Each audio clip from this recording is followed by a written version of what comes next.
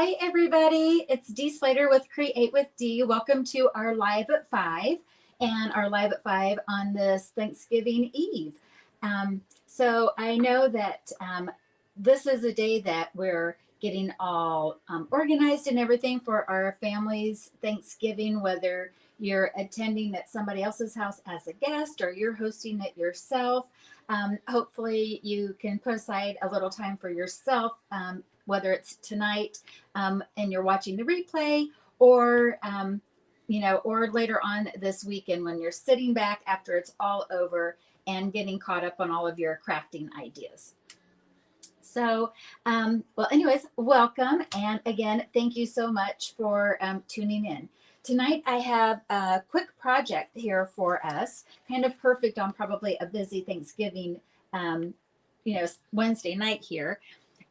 I'm going to be doing the faux tile technique. This is a technique that I just kind of became aware of. I don't remember ever doing it, so I was excited to share it with all of you guys. Let me go ahead and I'll switch the screen around and to just focus on the project, and we'll get started. All right, let me do a close-up of what we'll be doing here tonight. So I don't know if you can see that, but we're going to be doing some very, strategic scoring. So where this could look like that you might have cut out individual squares, it's not going to be the case at all. What it is, it's going to be scoring so that it gives this tile look to the card. So we'll make this card here tonight, and then I'll show you some samples that I did for practicing and maybe some tips and tricks with using different types of stamp styles. Okay. I sent out to my newsletter, and I'll put a link here afterwards as well, but I have a Black Friday weekend special here, and that is a bow maker. So I'm going to show how I made the bow here on this tonight, but it would be with a minimum order, and I'll have that in the link. I would send you this and a bunch of practice ribbon for free. Okay, let's get started making our project here for tonight. Again, this is called the Faux Tile Technique. So you either can get your Simply Scored or your scoring blade on your trimmer. And I'm going to use the Simply Scored here tonight. And what we're going to do is we're going to start with a piece of basic white cardstock. This is cut at 3 3/4 by 5. I will have the measurements up here a little later on as well.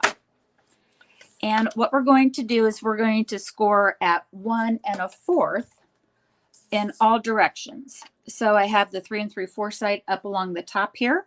I'm going to score, and you can either use the larger end or the smaller. I quite honestly like the larger end. And I want to press this groove a little deep. And I'll tell you why here when we get later on. So it's going to be at 1 1/4 and at 2 1/2. And again, you can do this on your using your score blade on your Stampin' Trimmer. And now along the 5-inch side, we're going to score at 1 1/4, 2 1/2, and at 3 3/4. All right, now I can put my scoring tool, my Simply Scored, off to the side. And so I'll put this up. Now we've got this grid of like faux tile look on each of the grids. All right, let's do some stamping. So let me get the project back in here so you can see where we're going. Let's see here. We'll do it this way, I think. There we go. Get it so that I can do some stamping as well. I'm kind of living in the pool party world here for colors. And so I've got Pool Party, and the bundle that I'm using tonight is Joyful Flurry. I'm going to be using these 2 images and this little splatter. Now, I didn't use the splatter on my sample side, but I think we're going to try it and see what we think. And I wanted to show you that I made kind of my own little pattern here by taking the larger snowflake, one of the larger snowflakes, and taking the smaller snowflake and putting it together. That way I can just ink once but stamp both images at the same time. All right, so let's go ahead and we'll ink that up.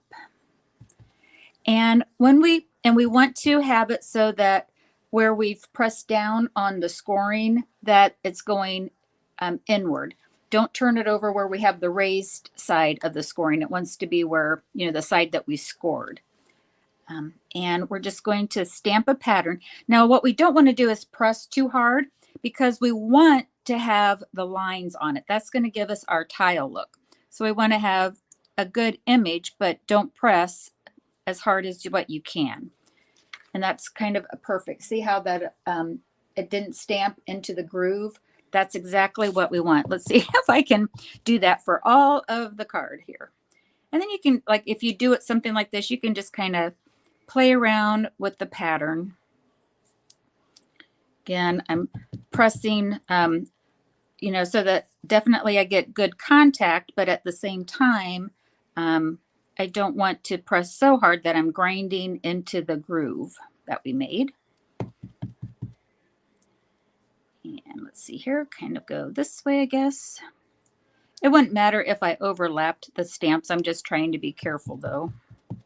Kind of give a mix and match pattern here. Okay. And then this is where I thought I would go ahead and use some of the dots that are on here.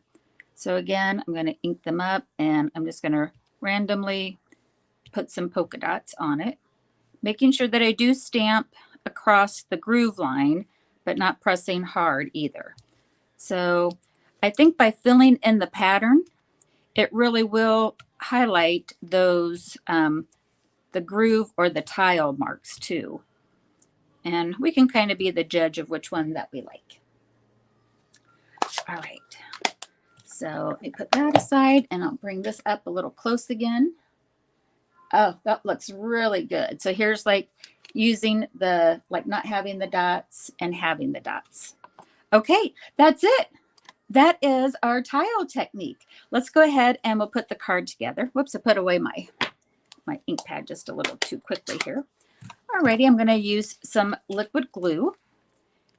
And when we do this, when we put this down, I'm going to kind of skip over where we have our score marks because I don't want, you know, again, we're needing to try to keep that depressed tile look as much as possible. So I'm just layering this on a piece of Pool Party cardstock that's cut at 5 1/4 by 4. Let's get this evened up just a little bit. And we'll take our card base here, which is 8 1/2 by 5 1/2. And I'll put this on the card base. And with liquid glue, a light touch goes a long way. If you have any gloppy glops, that means you've got a little too much glue. You don't need that much. And you're kind of wasting your liquid glue. Alrighty. So now I don't have an envelope out, shoot, but let's go ahead and we'll stamp the inside of the card, make that a little festive. And you know, sometimes I don't do this side, but I was thinking, well, why not? If it's the basic white, the thick basic white, then you can have it on both sides there. Alrighty. And now we're going to go ahead and stamp the sentiment. That's all from the same die set there from the Joyful Flurry bundle. And we're going to have, it's a season of magic and wonder. And I'm going to hope I get that. I'm going to kind of scooch it forward here to just a second for me. Hopefully I got that good. All right. Put that off to the side. And now I'm going to get out my bow maker to make the bow. Again, this is something that you could get this weekend with my special. I'll have the link on that. And I'm down to my nitty gritty on this one here. Hi, Joanne. Thanks for coming. Thanks for saying hi. This one is the glittered organi ribbon. And I'm going to make my bow. So I'm wrapping it around the outside. I'm right-handed, so I have the right tail going across and then up and over, and then tying the knot. So then just get a nice tight knot on the back, angle cut it, lift it off, and I've got a cute little bow. I put my bow maker off to the side, and we'll go ahead and finish the card. And then, like I said, I'll show you some of the other ones that I practice. I just have card fronts on the other as I was practicing, just so that I could give you guys another couple of ideas on what it would be. And I'm going to do 3 dimensionals here.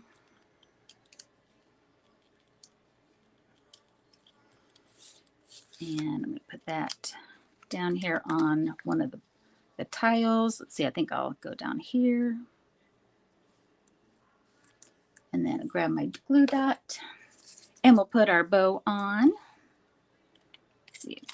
Probably pick up 2. If for glue dots, what you can do is just keep them on the roll and then kind of lift them off on the back of your ribbons if you'd like. So I'm going to grab 2 of them. And then I'm going to put the bow kind of up here at an angle. And then I do like to take the glue dots, and if you want to position your tails, you can do that too. And sometimes on the ribbon, I like to do that. So, whoops, did I grab it? No. I got my take your pick tool, and I'm going to say I want the ribbon to stay right there. And so there's that. And if you want to, which I do because it's snow and snow should always glitter, I've got Wink of Stella here, and I'm just going to, ahead of time, I've made sure I've got enough of the glitter towards the bottom, and you could take your forefinger and just tap it. And it'll tap off glitter splatters. You could also take your finger and do it, and I've done that before. You guys may have seen me on that. So let me see if I can get close and see if you can see some of the glitter. Oh, I need a little more. I see some here. I'll do it afterwards, but you can see it here on the sentiment, I think, a little bit. But it just catches the light and kind of mirrors the glittered ribbon on that. All right, that's the tile technique. If you guys like that, give me a thumbs up or a like. And also, I'd love to see a comment and let me know if you've ever tried that before. I think this has been out there for a while, and I've just now discovered it, which is great. I love a new quick technique. It just kind of adds something to it. Like I said, I did use the Joyful Flurry, and this was a card that I made with it. In the dies, besides the label here, you have snowflakes that kind of raise up off of the card. So I thought I just would show you what the other dies in that set look like in case you haven't seen it. All right, so the tile technique here, the faux tile technique, what else would look good? When I was looking at this, people were saying to use these background stamps. And these are the 2 current ones that I have in my stash. And I thought, and it's the stack stone and the dry brush. I use the soft suede on this, and I don't think this was as successful as what I like it to be. The vertical lines are cool. So if you wanted to, you could just score vertical lines, but because there's horizontal lines already on this stack stone, I think it loses a little something, though, because it's already going vertical, it gets lost. But this could be cool to do that just in the vertical scoring lines, just to get some a technique like that with the stack stone. The second one that I tried with the background was the dry brush, and I really like this look, but again, I think because there's so much vertical stamping on it, the vertical lines kind of get lost. But you know, that's kind of a neat look too. It just adds a little something, and you're not quite sure what it is. So I think what would be better, and I'm gonna try this on the fly with you guys, is a tighter weave background stamp. Now this burlap one is retired, and you can probably tell by the color palette on the top here that this one has been retired for a while. But if you do have a tight woven background step or stamp set, what we want to do, I'll show you how to do that. I am going to go ahead and use soft suede on this because it's burlappy and it looks kind of fun. But if you have a big stamp that's got a tight pattern to it, I'm going to ink it up. I think I've got it good here. And then we want to take our 3 by 3 3/4 by 5, and we're going to lay it down on it. Now this is what we can, oh, I didn't score it first. Oh, shoot. Oh, well, nutter butters. It needed to be scored, but it'll be scored. And then what you can do so you don't get ink all around here, I just have these, what do I say? This is the backing of the designer paper. You would put it down and then just gently rub it. And then that way you don't have to get ink on your hands to press it down. And you can just kind of flip it up. So this isn't going to be very exciting because I forgot to score it. So I'll make one off camera and post it sometimes this weekend. Well, that was anticlimactic, wasn't it? So, so anyways, let me bring in some of these other background ones just to kind of make the point on that. Also, I wanted to play around with what if we color with that technique. So what I've done is I did score this, and then I wanted to actually use the blends to color. And I thought, oh my gosh, this is kind of a cute little technique. So again, you can stamp and color with this too. But the trick is on that is to make sure you're not coloring on the score line. So I left on purpose some of these flowers here. And just to kind of show you what I mean by we don't want to get into the groove, because the whole thing is that the groove makes it look like a tile. So I'm using Flirty Flamingo here in the Stampin' Blends. And so I just want to be careful when I do the coloring that I color, not keep coloring on the image, but go ahead and skip where that score mark was at. So we want to skip around the groove on it. So here's this flower up here and kind of do a little skipping. And this one's fine. So you can just, you know, add whatever color as you'd like. But here, you know, here's where it's on either side of it. And then that way you just make sure that you are not coloring inside of that, the tile lines. So, you know, you might want to say, leave the white grout if it's a tile. And then I just wanted to show you how, you know, you go ahead and color however you're coloring as normal on that. So I'll kind of do a close-up of that so you can see that. So, you know, I did my best with skipping around, but it really does make it look like a tile. And then I just like, I've had this bundle for a while. This is in the annual catalog. It's Honeybee Home. I haven't used it hardly at all, and I love the sentiments, and it's so pretty. Now I'm kind of like ready to use this.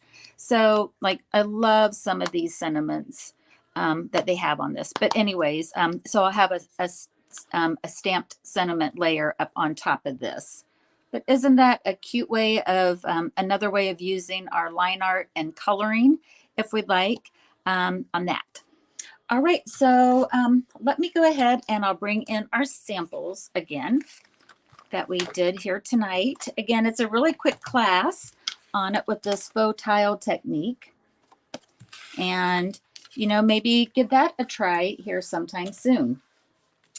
All right, let me get back to the other screen here so that I can say bye to everybody.